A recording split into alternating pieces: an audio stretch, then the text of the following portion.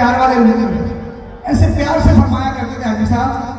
और दूसरा फरमाते थे चीफ साहब, चीफ नेवी के चीफ थे, रिटायर हो गए।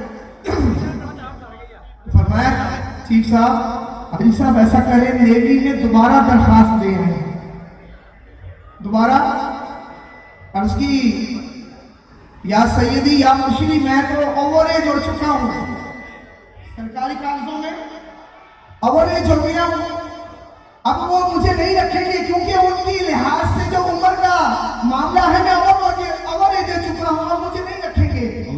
फरमाया आपका काम है दरखास्त देना, अल्लाह आपका काम है दरखास्त देना, बाकी अब छोड़ देंगे, सारे काम इंशाल्लाह हो जाएंगे।